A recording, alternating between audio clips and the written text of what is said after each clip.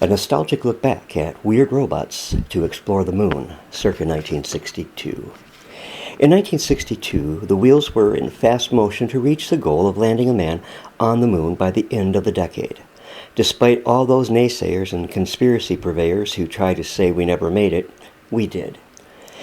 I want to share with you some early designs of robot explorers that NASA proposed sending on ahead to scope things out.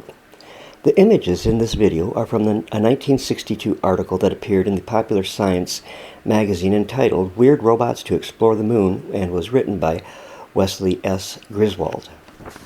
A teaser tag for the story went, and I quote, "Nobody knows just what the lunar terrain is like, so vehicles may travel on legs or spheres or screws to look it over before the first men get there," end quote. No one had a clear plan as to what a lunar rover should be, so U.S. firms came up with some strange stuff. These rovers would be remotely controlled from Earth. What they were to find would help guide in preparation for landing men on the moon. Official plans were for the unmanned vehicles would be the first soft landing rocket craft, Atlas Booster Surveyor and Saturn Boosted Prospector, and hopes were that they would be ready to fly by 1963 or as late as 1966. Designing a moon car, so to speak, was considered to be very urgent. Engineers from 10 leading U.S. space firms contributed ideas. Models the size of toys to full scale were produced to be in the running. Engineers at Space General built an insect-like vehicle with 6 legs, 2 arms, a triangular body, a solar panel, as well as antennae. Its left arm ended in a claw which would be capable of picking up rocks to examine. The right arm held a TV camera to do the looking and to make sure the moon crawler stayed on a stable path. This unit weighed only 135 pounds and was to be capable of folding to a compact 40 by 40 by 12 inch size for transit to the moon. If indeed used, it was estimated to remain functional for about 2 months. There was also a class of rovers being considered that were referred to as moonbugs, for they indeed looked like insect robots. These models were created to walk and crawl, with some sporting from 3 to 16 legs. This was the brainchild of the RCA Astro Electronics division. They were made with television cameras as eyes and line-of-sight radio links with Earth for control. RCA also created a very large rolling balloon, about 100 feet in diameter.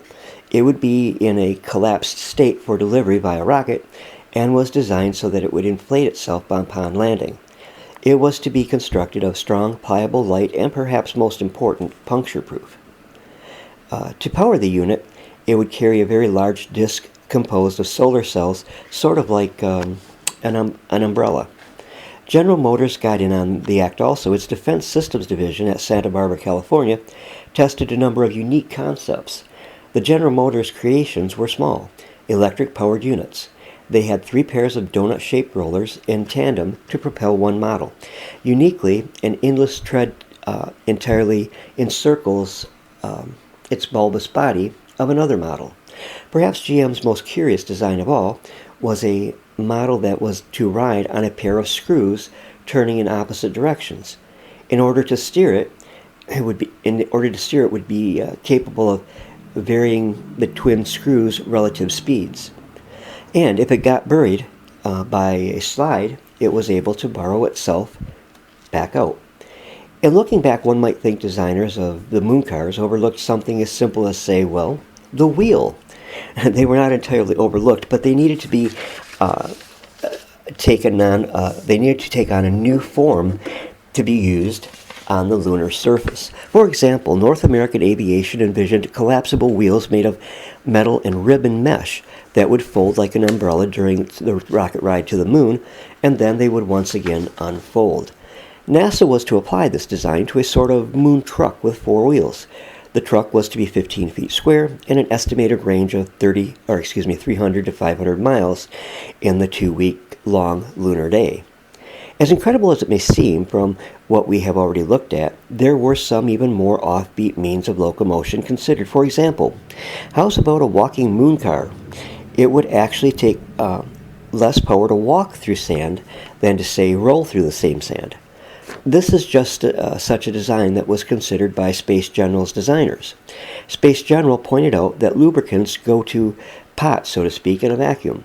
With legs, all the joints provided pivots that have no bearings, thus no problem with lubrication. Space General's 135-pound rover car represented a number of designs within the 750-pound payload capacity of the Surveyor spacecraft's Atlas Centaur rocket.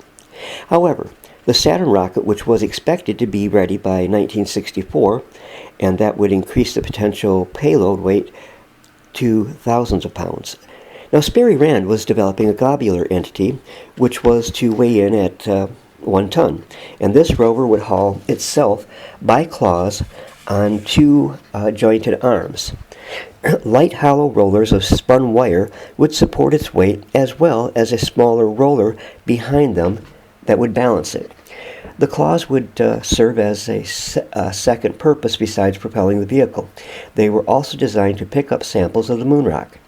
Inside the globe would be a little laboratory which would be capable of analyzing the collected specimens. Pretty cool design, I would say. Or the specimens could actually be stuffed into a small rocket to return to Earth. These designs, beside making all the observations needed to pick the most favorable site to land man, could also place landing beacons or also an advantage would be that these larger rovers, besides being operated remotely from Earth, could also be used later by one of the landing parties. That would be an excellent design.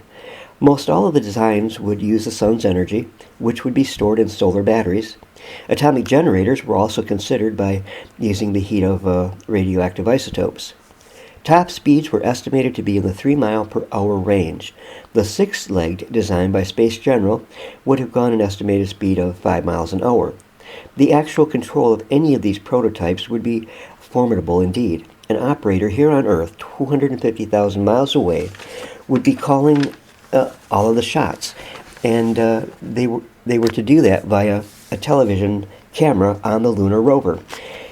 Consider that to keep a lunar rover from some hazard like going over a cliff, the operator on Earth has to act well in advance due to the delay in transmissions. It would take a radio signal 1.3 seconds to go each way between the lunar surface and here on home base here on good old planet Earth. It would have gotten even more complicated, though. To conserve energy, lunar rovers' television cameras would have had to be slow scanners, transmitting an image every 1, 2, 3 seconds. To avoid an accident, a rover would need to stop frequently and move pretty slowly. At the point in time when these designs were being considered, the command center for the selected rover would have been at the Goldstone, California's Jet Propulsion Laboratory. However, the moon would only be visible 8 to 10 hours daily from any one location here on Earth. There would be the need for one such station, such as at Johannesburg, South Africa, or Woomera, Australia. The remote operator of the lunar rover could be passed one to another as needed. The designers had to consider many factors like lunar temperatures, which could range from approximately 235 degrees Fahrenheit in full sunlight to possibly 245 degrees below zero. There had to be devised a way to prevent the rover from freezing in the super cold nights. Then to the atmosphere, if it could be called an atmosphere, was a high vacuum where solids would stick together. It was entirely possible that sand and rock dust could adhere and clog up any of the rover's gears. In concluding this awesome article, which gives a retro look at the early days of the space program, author Wes Griswold wrote the following, and I quote, "The big unknown is what the moon's surface is like. Once, most of it was supposed to be jagged and forbidding.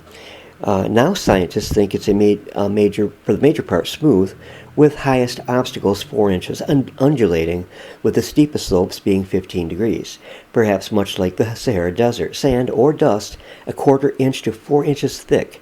they believe covers a solid layer of unknown composition. That's the present opinion, but nobody knows for sure. Finding out will be the first moon car's job. Then designers will know better how to build the others that will follow." End quote. Well, I hope you've enjoyed this look back at, and please give us a thumbs up, and don't forget to subscribe so you don't miss out on a single new video here on my favorite channel, the Dennis Morrison channel. God bless, and have a great day.